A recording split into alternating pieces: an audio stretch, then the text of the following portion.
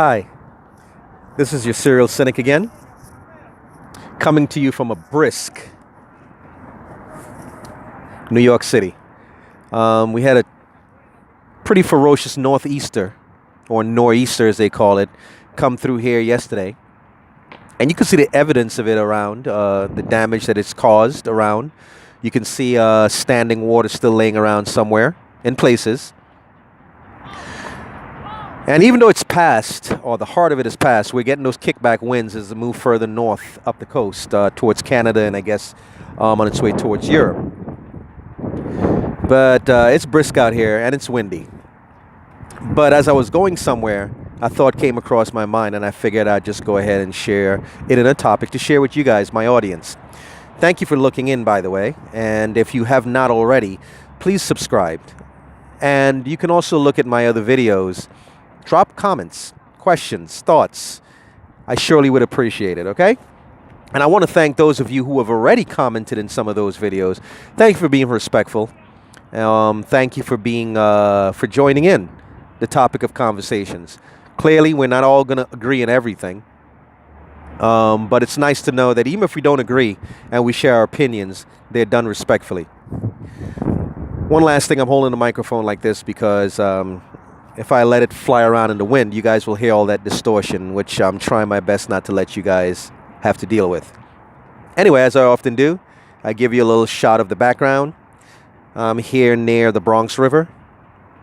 And across the street, well, across the way, you have some people enjoying some sports out there, soccer and basketball. I've played on that basketball court a few. I can't wait until the summertime comes around so I can enjoy going back out here to play some basketball. Anyway, the topic I had in mind, it's very, very complicated, very, very complex. And it's something that I'm always wrestling around in my mind with because I am on both sides of the fence with this. But it's how things are handled, or how would you handle things, is often what I grapple with. Let me see where I should start. Let's start with this. For those of you who are well-read or keep up with world events, you know that down in South Africa, a new president has come to power after the previous president stepped down, after years of being accused of corruption and so forth. The new president who has come to power looks like he's going down the path of Robert Mugabe from Zimbabwe, which is, hey, we're going to go ahead and take back the lands from the white South Africans, or Afrikaners as they're called, or Boers, I guess you can call them that. We're going to go back and take back the lands that they currently hold, because I guess the logic is these things were, the land was basically stolen from the local South African people. Without going over the legacy and the history of that mess that happened over there, we all know about apartheid. And we know that white Europeans came down there, basically forced their way in, and eventually rose to power, or took power down there. And we know how that all played out. The local South African populations were displaced, put to the bottom of the rung, and basically put in a position where they had no power in their own country. Now we have interviews with white South Africans who are now crying, complaining, fussing, whining about the injustices being done to them, allegedly. And how this new policy is going to affect them and hurt them.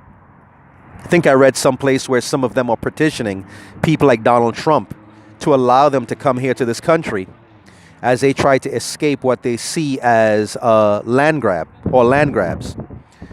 For the black South Africans who are there, at least in the government, it's basically like Crimea River. You guys came here and stole this land from us. And now that we're in power, we're going to do something about it and take it back. Keep that in mind. Let me move to something else. I was looking at a video the other day. I don't know what drew me to the video, but I said, let me just go ahead and watch it. I don't normally watch videos with Adolf Hitler, but I happened to watch this one. And the topic that they were talking, I happened to look down in the comment section, and they were showing you a speech that Adolf Hitler was giving.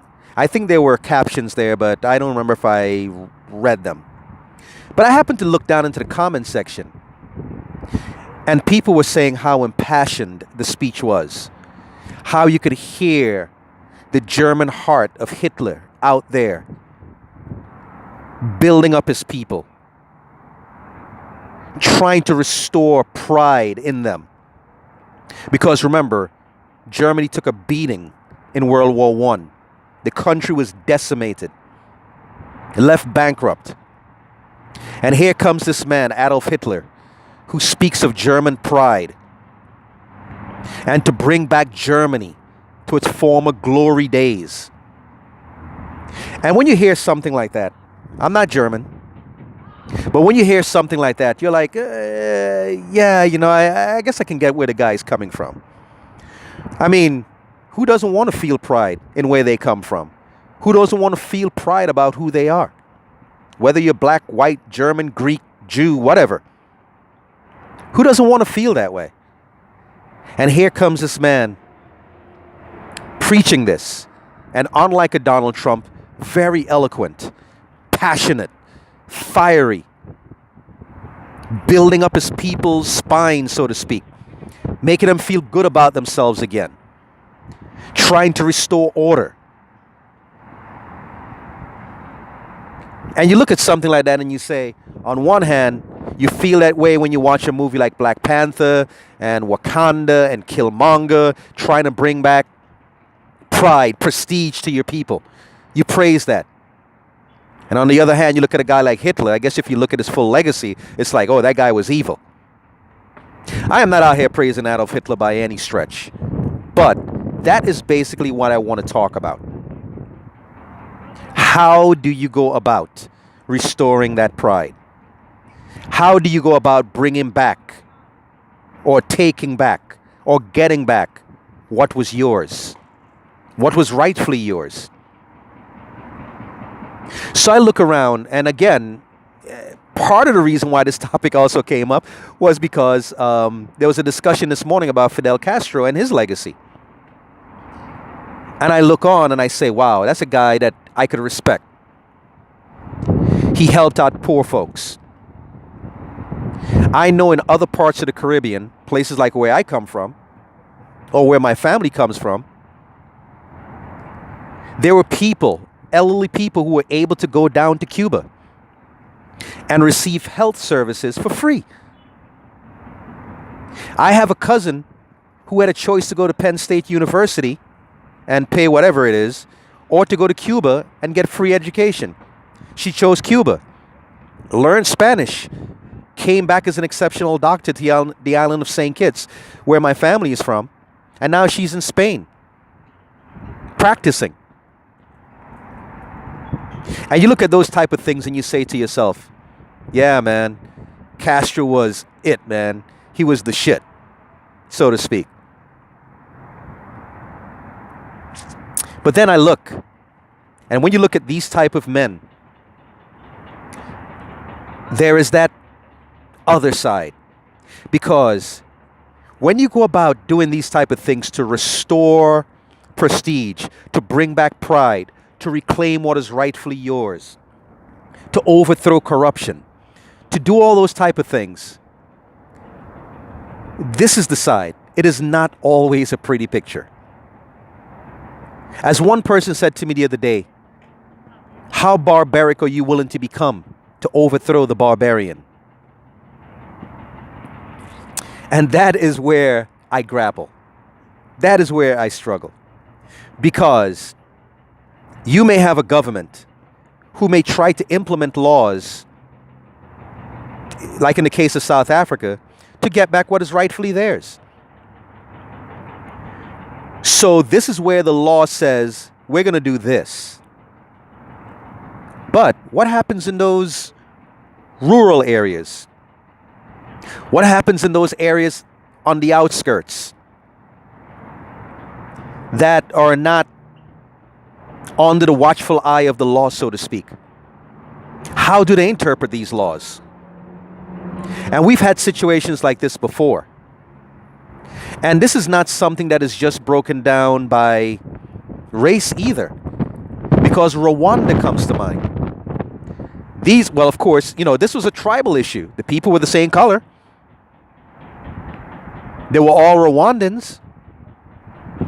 But look at what happened. Because one group realized that they were treated unfairly, and the other group was favored over them. So when the powers that be removed themselves from the country, those long simmering tensions rose to the top. And all it took were some guys on a radio putting words out there of suggestions. And before you know it, nearly 1 million, if I think it was somewhere around that number, Tutsi Rwandans were dead at the hands of their own countrymen. So you see, when these type of things come about, it becomes rather delicate. How do you go about doing it? Because here's the other thing. The powers that be, in some rare cases, you find where the powers that be realize, this is the will of the people. I need to step aside. This has happened in Zimbabwe recently, and recently also in South Africa. You know what? There's pressure on me. I need to step aside. I need to get out of the way. I don't want any bloodshed. But you have other cases where they're not stepping down. And then the violence ensues. And once these things start happening, innocent people are being killed.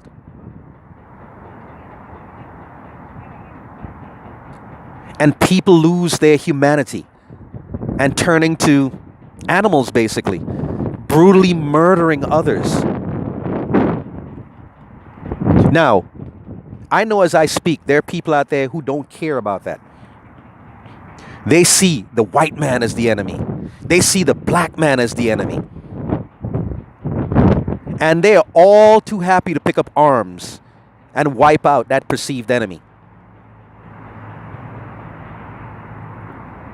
There are people here in this country right now who would love, in their fantasy world, some law or some excuse to give to them to go out there and just mow down black people in numbers. And I'm sure there are black folks out there who are foaming at the mouth, chomping at the bit, if they had a chance to do the same thing. That's race. And then you have other people living here who would love to just drop a bomb on Mexicans trying to cross the border. How barbaric are we willing to become when it comes to these type of things? How do we handle taking back what rightfully belongs to us? How do we rightfully go about rising up against the powers that be that have exploited us, that are exploiting us right now? Where the income inequality is so great, do we rise up like the French and storm the Bastille? Do we put those leaders and strike fear in their hearts by putting them to the guillotine or the guillotine?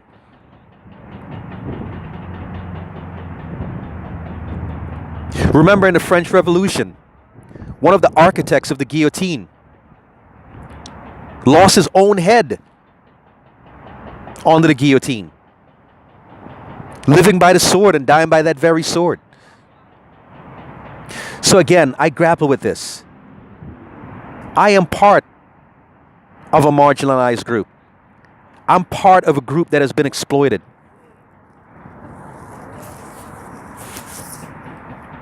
Yes, I have anger.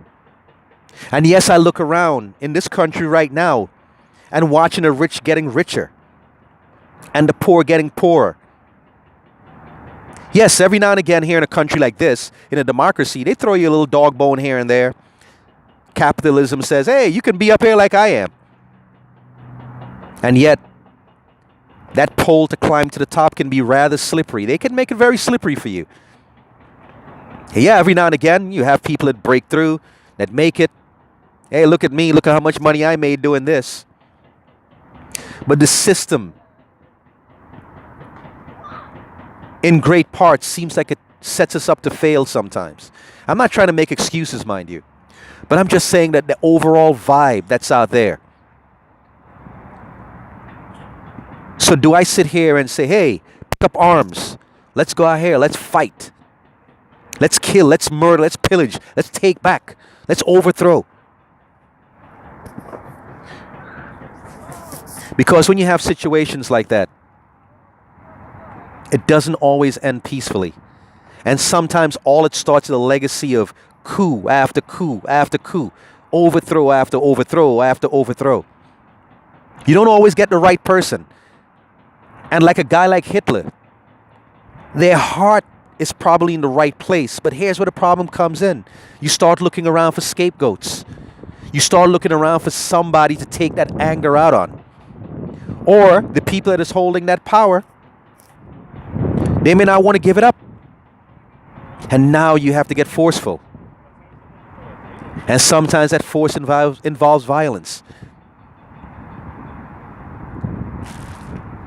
This is what I grapple with. No, I am not here advocating going out murdering anybody or starting a coup or overthrowing anyone. I'm not advocating that right now, mind you. Oh, at this moment right now where I'm sitting, I'm not advocating that. But that's me. But there's another person out there who may not be looking at it like that. It's just, hey, show me the enemy, give me a gun, give me whatever weapons, I want to take them out. Because they're angry. They know they've been exploited. They know they're being taken advantage of. So my thing is, how do we go about doing this? I look at a man like Fidel Castro, who I do respect, at least for some of the things that he did. But look at the situation down there in Cuba. You have a guy like Batista in power, allowing the Americans to come in and use up Cuba in whatever way they feel like. Now remember, this was not too far removed from the end of slavery down there. Because Cuba was one of those places where slavery went on long after the British abolished slavery back in 1834 through 1838. If I'm not mistaken, I think Cuba's slave enterprise carried over into the 1900s. And a guy like Fidel Castro comes to power, a hero of the poor, overthrows Batista. And now comes the dirty part. You probably had supporters of Batista around. What do you do with them? What happens if they regain power and come back to power now? Now your revolution has to be thorough. You have to get rid of those supporters. Put them in jail. Probably kill them. Trumped up charges against them. Whatever the case might be. It comes down to that. And now, once you're in power and you realize that there's a process that needs to go through, as they call it, a revolution, now you might realize, hey, it's going to take more than a year. It's going to take more than 5 years. It's going to take more than 10 years. Hey, it's going to probably take as long as I'm in office or as long as I'm alive. And before you know it, 10 years go by, 20 years go by, 50 years go by, you're basically still in power. Now think about how this is going to play out. To the poor, to the exploited, a man like Castro is going to look like a hero. There's nothing bad you're going to be able to say about the guy. But to those who have been displaced, the rich, the entitled, he's a monster. He's this, he's that. He needs to be removed. Because as the old saying goes, one man's hero is another man's villain.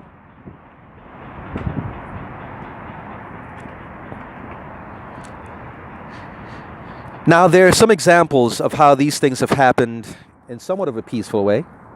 And as somebody pointed out to me, you can look at some of the Scandinavian nations. What did they do? And people have suggested it here in this country to avoid it getting to bloodshed and to avoid violence. Tax the rich. Or tax everyone at somewhat of an equal rate. And so that everyone is taken care of. But in a country like the United States, where there's this aversion to, I am not taking my money to help that lazy person over there. I'm not taking my billions to go help out that poor guy over there who doesn't look like me, who doesn't come from my group, who doesn't come from my race. I want to hold on to all this money, and I want to just keep it around my family, where we hang out on the golf courses and private country clubs. I don't want to take my billions and help that Mexican, that black person over there, that Syrian refugee. Let them find their own way to get stuff. That's the mentality we have here. And the current climate, if it keeps going the way that it's going,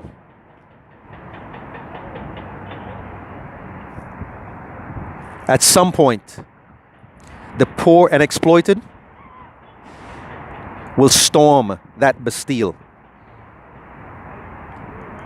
And it may not end pretty. Anyway, you can think about that. Drop some comments, subscribe to the channel, questions, thoughts. I would surely appreciate it. Help me out. Maybe you have some other ideas, or you have some thoughts on this. I would love to hear them. Thank you for tuning in, okay? Until the next installment, this is your Serial Cynic.